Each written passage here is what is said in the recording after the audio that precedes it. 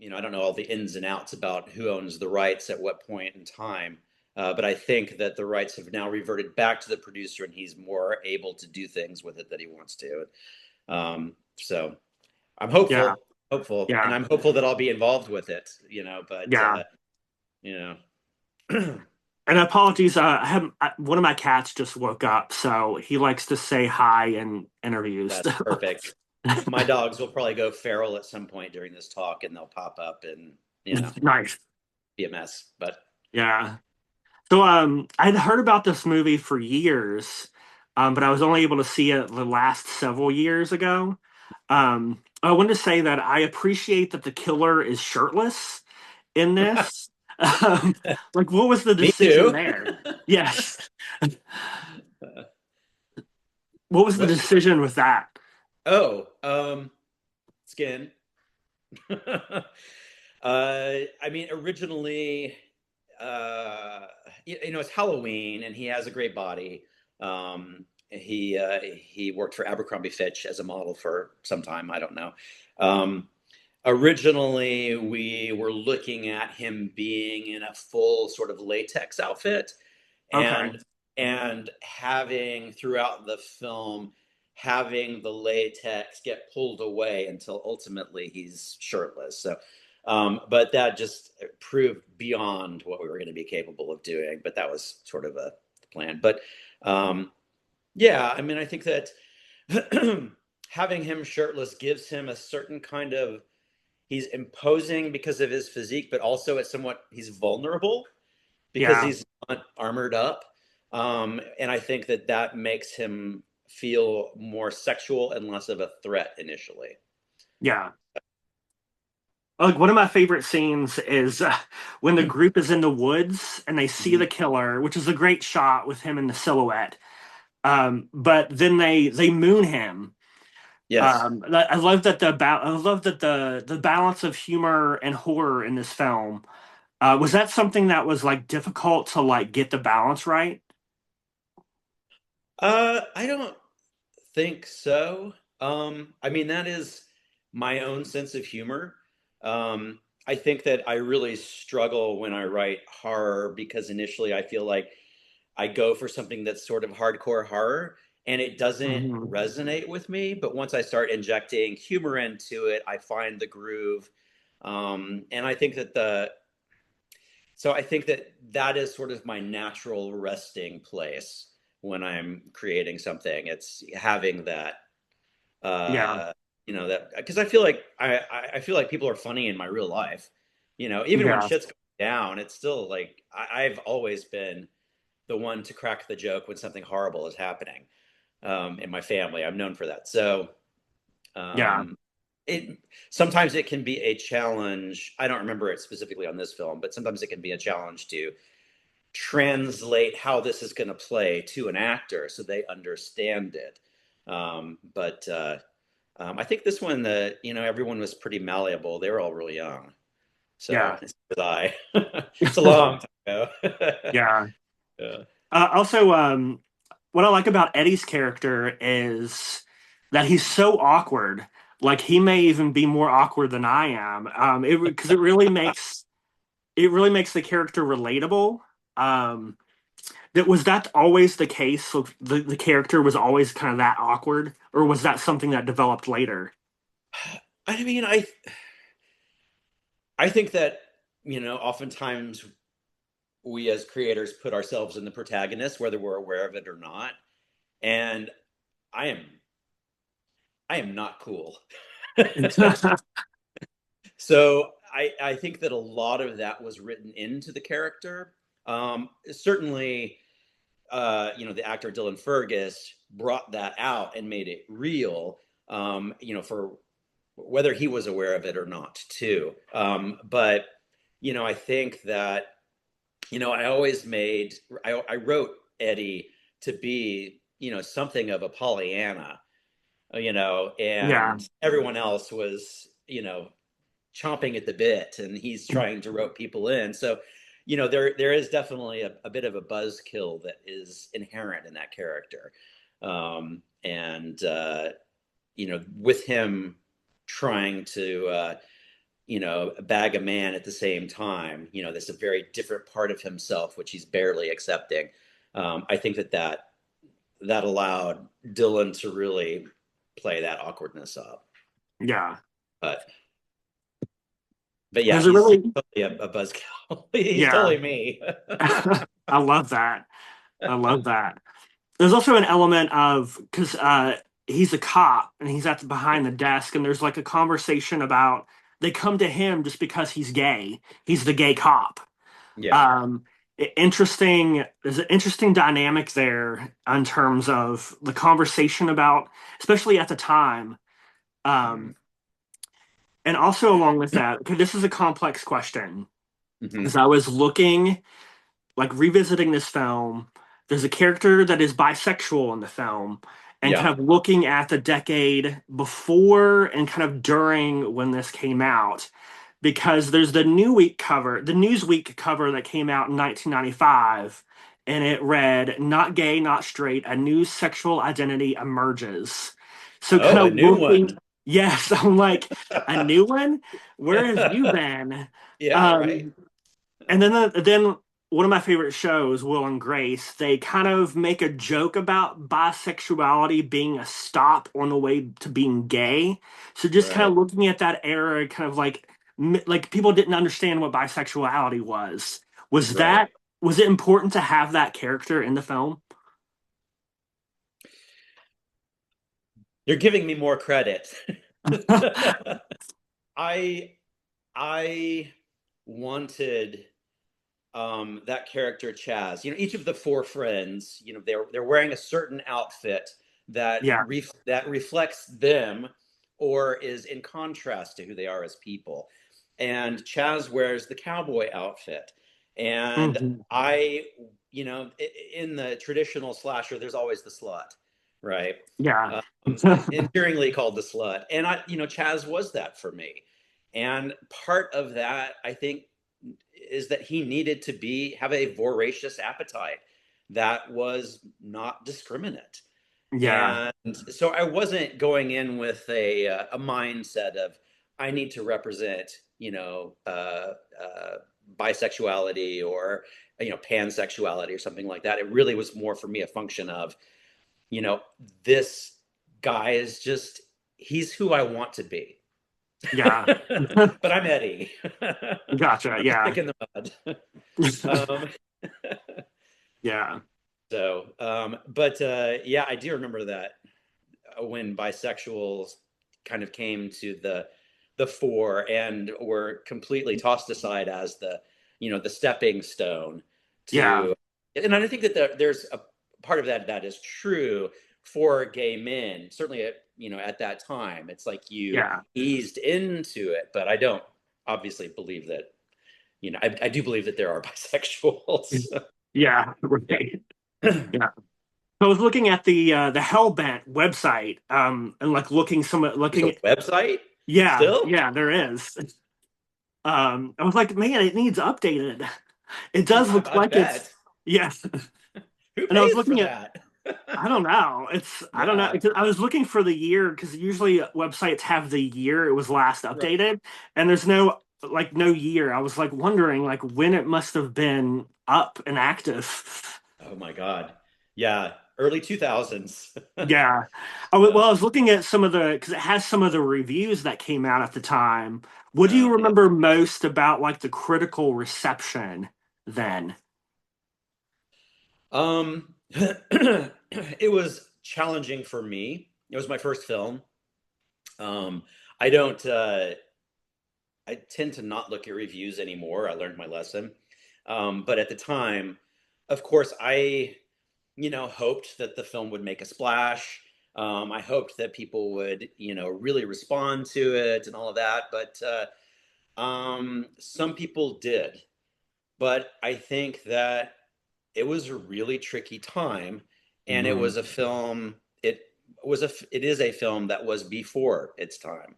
Um, so it was a challenge to read those reviews because some of them were obviously dismissive of the film just because of the queer content, um, Yeah. and or did not recognize. how the queer content made this special beyond it just being a traditional slasher. And then, of course, it's like, well, then why isn't it just a slasher? Why put gay people in it if you're going to do the same thing? Um, um, but some people looked beyond that, and I still hold on to those reviews. It's like you, Yeah. but the reception was rough. I couldn't get a meeting for another film. Oh Uh, wow. yeah, I had an agent, and my agent could not get anyone to see me. Just because people wouldn't even watch the movie. They're like, I don't want to watch a gay movie. So it Yeah. was a rough time. It was a rough time. Yeah, like when there's some movies like Freddy versus Jason, Kelly Right, Rowland's character uses the F slur, and just right. like looking at that era, there's a lot of like homophobia that kind of Mm. resurged. Why do you think it like came back in a big way?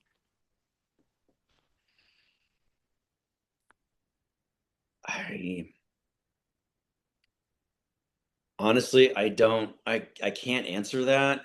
I do know that more gay films were being queer with. No, they were pretty specifically gay films. Not even a lot of lesbian films or anything beyond gay. Those films were being made more frequently. Will and Grace, as you mentioned, was coming out. It played at Yeah, that time. Queer as Folk, I think. Um, and there may have just been sort of a reaction to this seemingly sudden, they're everywhere, they're coming to get us. I don't know, but right. it Uh, was. I've spoken about this before, but it was a time when even the films that were playing at the gay festivals, the queer festivals, um, were kind of self-loathing. They fell yeah, into a few tropes where it was, I'm wrestling with my drug habit, because I grew up in the church, and, I feel horrible about myself, or I can't find love, so I'm going to fall in love with this rent boy, and he's going to break my heart or kill me, or something, something like that. yeah, It's all that kind of thing. Um, and I didn't respond to any of that. I've been out since I was 14. yeah, Like out, like stood up on the tables of my high school class and said, "Hey, you know, I'm yeah, bisexual." Um, yeah, uh, so I didn't harbor that kind of challenge, the coming yeah, out process and all of that stuff. So I didn't respond to any of that, but that was still so prevalent at that time because most people do. They do have to deal with that. yeah. Casting the film was such a challenge because nobody wanted to risk playing a gay character, you Mm, know, yeah, especially men of color and especially queer actors. yeah. Those were the two that just did not show up for auditions. So Yeah. Well, famously, Freddy's Revenge, yeah, with Mark Patton, he hmm, wasn't out yet, but then he was outed and then he was kind of blacklisted, you yeah, know. yeah, Yeah. yeah. I mean, that was a very real concern. Yeah. Very real concern. Now, I want to kind of look at queer horror as a whole. Like, what was the first queer horror film that you saw yourself reflected on screen? Oh, queer horror. Or Um, just in general, actually. I mean, queer horror, maybe Apartment Zero. Okay. Maybe Fourth Man. I can't remember. Fourth Man may have come out before Apartment Zero, but they're more or less in the same time. I mean, it's all in kind of my high school days. Um, I didn't feel like I saw myself in Dress to Kill or Yeah. uh, or Looking for Mr. Goodbar or even The Fan. Even the Fan kind of turned me on, but I was very young. Um, uh, but My Beautiful Laundrette, I think, was probably the first gay film where I really resonated with the characters, and I think it was, probably because of how sort of incidental their queerness is. Yeah. But and I mean I feel that way about myself at so Yeah. You mentioned Dress to Kill. I'm kind yeah, of curious to hear your thoughts because there's a section of the horror community that are against really vocal about queer villains. And yeah, they especially don't like Dress to Kill, which I love that film. So I'm kind of I love it curious, too. what is your perspective about queer villains being regressive or yeah. I think that I know lots of queer people who are awful. Yes. I think Yeah. that I am completely open to there being queer villains. I think the issue at the time was that we were almost exclusively victims or villains, Yeah. and that was the problem. But I, I think that I invite that. I don't think that people are necessarily villains because they're queer, but that can just be an Yeah. aspect. Um, I think that also judging films by today's standards when they were made, decades ago, Yeah. is it's not fair. Um, Yeah. and I love that film. It's so artful and exciting and sexy in its way, Yeah. and so yeah, I don't have an issue with it. I love I Susan too. oh yeah. Oh yeah, it's a good one. Dress to It's good Kill. Oh, too. not Dress to Kill. What's the one? Shit. Oh, I just lost it. The one from like 1990, the Paul Verhoeven film that got all the cat with the woman who is.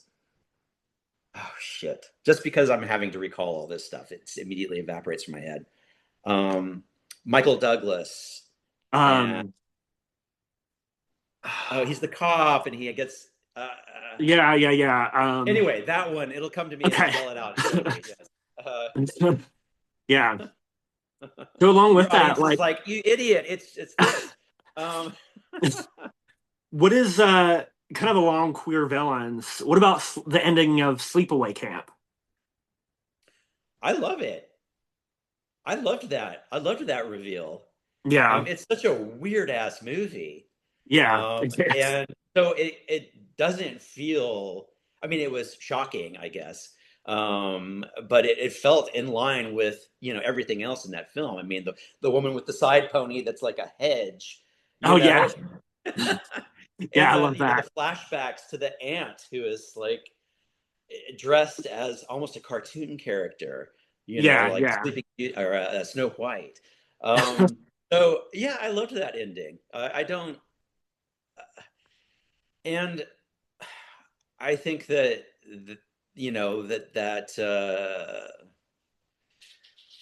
the motivations for that character come from how that person is raised and the Yeah. pressures put on. So it's not Yeah. just That's a good oh, point. scary gay. Right.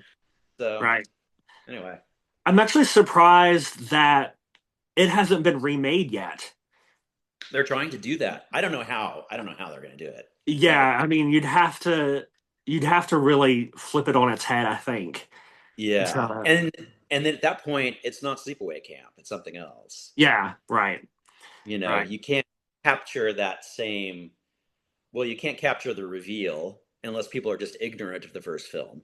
right, And also the other aspects that make that film so wonderful. I mean, people would be like, "What are we watching?" Current right. audience.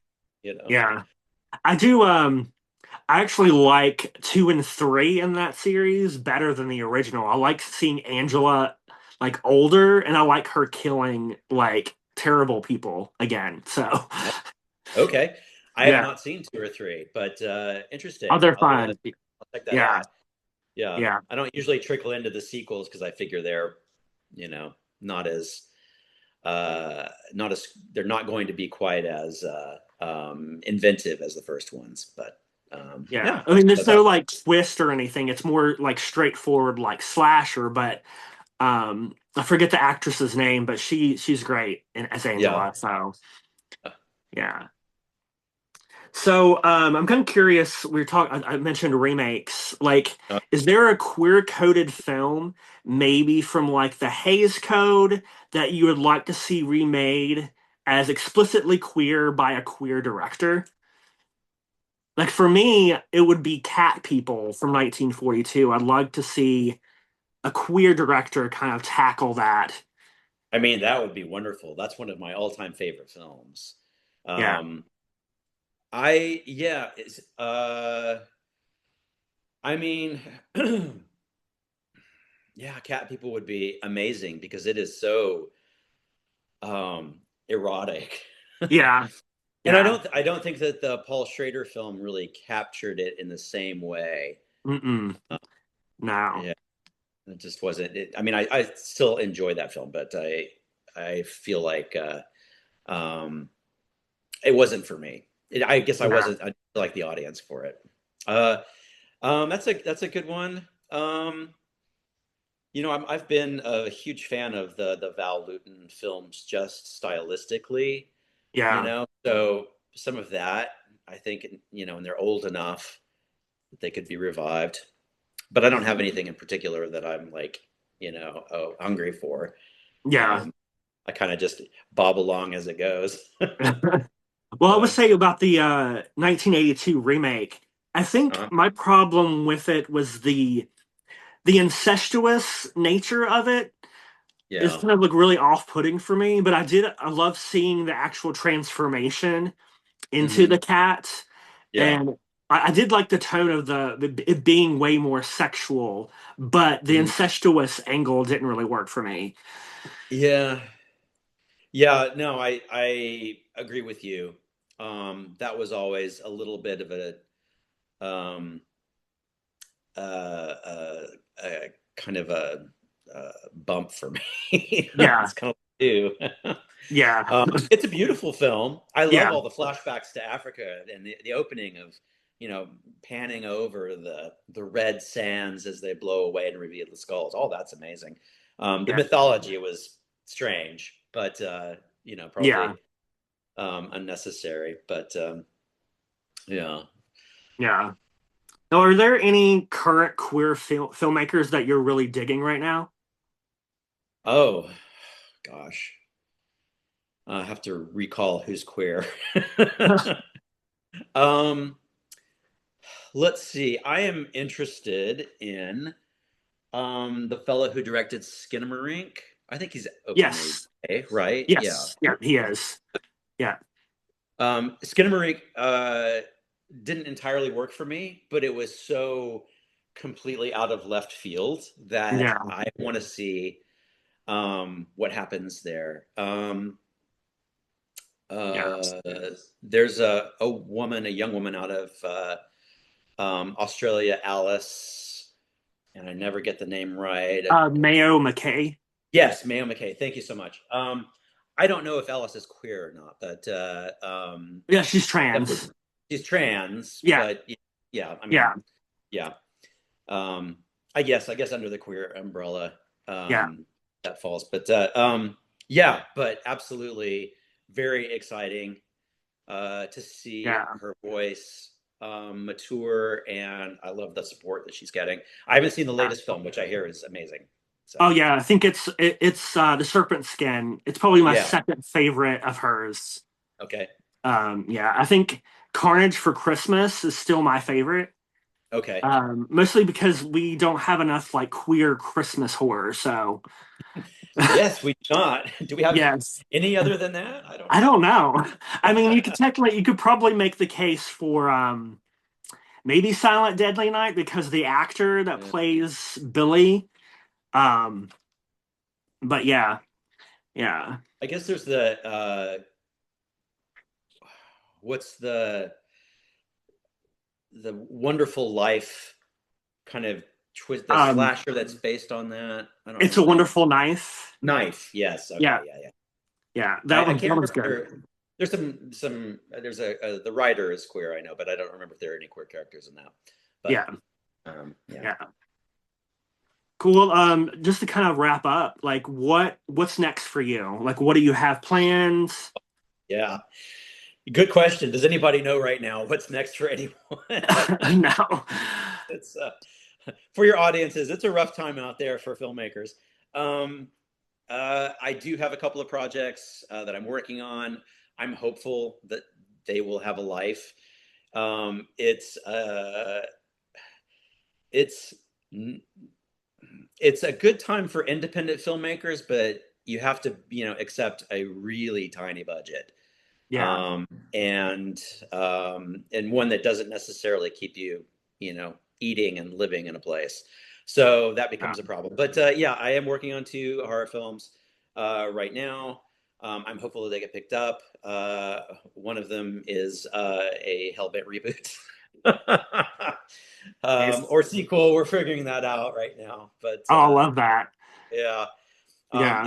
it will be a very different film, um, because it's a very different time, Yeah. and we don't face the same challenges putting a film together as we did back then, but we face very different challenges. So we're still trying to figure that out and crack that egg, but that is something that we're looking at anyway. And I'm the other also one, curious. Yeah.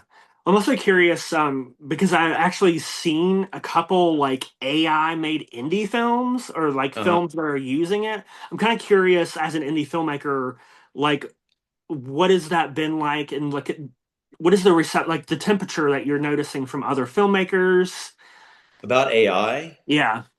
Oh, it's been pretty mixed. I am staunchly against it, for a number of reasons. Everything from the fact that it's a soulless theft Yeah. to, just environmental concerns. I Yeah. just think that it's uh, I understand the temptation, especially at a lower budget, to be able to create something, akin to what you have in your head, or make it your project feel larger than it is. But I feel that for me personally, is not worth.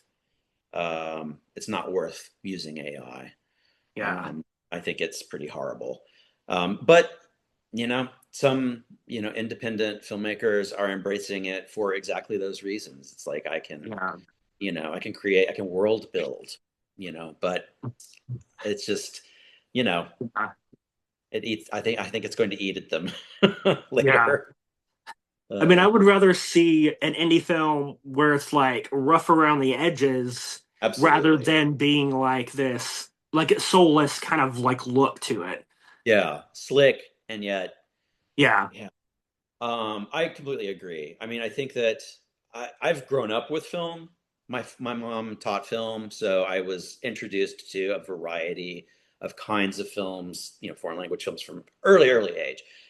So my tolerances for rough around the edges are, I'm completely cool with it. Yeah. Every film is miraculous, and yes, you don't always have the money to do it, but you find a way to communicate an idea to add to that story, and I kind of love that. It's endearing. Yeah. Um, so I made I was in a short film in college that was yeah. like so micro budget. So I have appreciation more for like micro budget films than I Mhm. probably otherwise would. Yeah.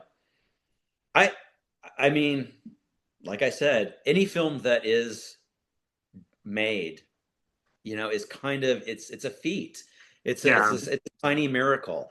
I intentionally don't comment on films, big or small, particularly in any kind of negative way online. I'll talk with my friends. I'll shoot the shit over, oh my God, I can't believe they did that. But I, Yeah. especially independent films, only support, because people who don't make movies don't realize how taxing physically, financially, it is just to squeeze one of these things out.